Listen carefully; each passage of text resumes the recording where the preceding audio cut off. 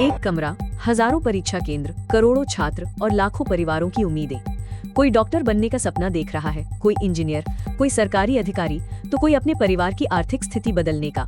लेकिन परीक्षा शुरू होने से पहले ही अगर खबर आए पेपर लीक हो गया है, तो सोचिए उन लाखों मेहनती छात्रों पर क्या बीतती होगी।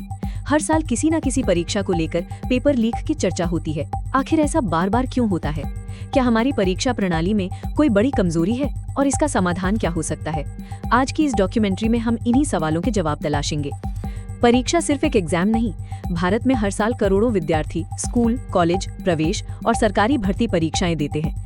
कई परिवार अपनी पूरी बचत बच्चों की पढ़ाई पर खर्च कर देते हैं। कुछ छात्र छोटे गांवों से बड़े शहरों में जाकर तैयारी करते हैं। उनके लिए परीक्षा सिर्फ अंक नहीं, बल्कि भविष्य का दरवाजा होती है। ऐसे में जब किसी परीक्षा पर पेपर लीक का साया पड़ता है, तो सिर्फ परीक्षा नहीं, भरोसा भी टूटता है।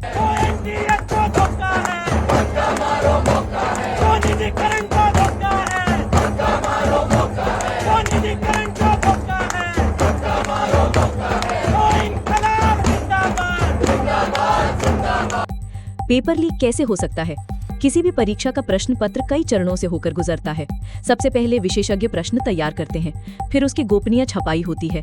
इसके बाद सुरक्षित पैकेजिंग और अलग अलग परीक्षा केंद्रों तक पहुंचाने की प्रक्रिया होती है।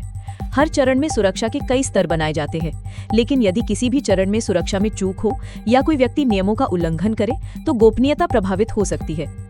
आज डिजिटल तकनीक ने सुरक्षा बढ़ाई है, लेकिन साइबर जोखिम भी नई चुनौती बनकर सामने आए हैं। यही कारण है कि परीक्षा सुरक्षा लगातार विकसित होते रहने वाली प्रक्रिया है। सबसे बड़ा नुकसान किसका? जब किसी परीक्षा पर विवाद होता है, तो सबसे बड़ा नुकसान उस छात्र का होता है जिसने ईमानदारी से तैयारी की होती है।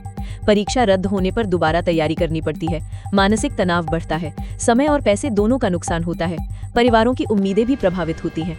यही कारण है कि हर पेपर लीक की खबर केवल एक प्रशासनिक मुद्दा नहीं, बल्कि लाखों युवाओं की भविष्य का सवाल बन जाती है।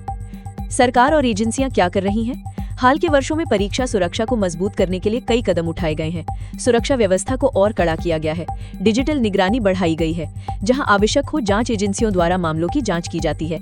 इसके अलावा परीक्षा प्रक्रिया में तकनीक के अधिक उपयोग, सुरक्षित वितरण प्रणाली और जवाबदेही बढ़ाने पर भी जोर दिया जा रहा है।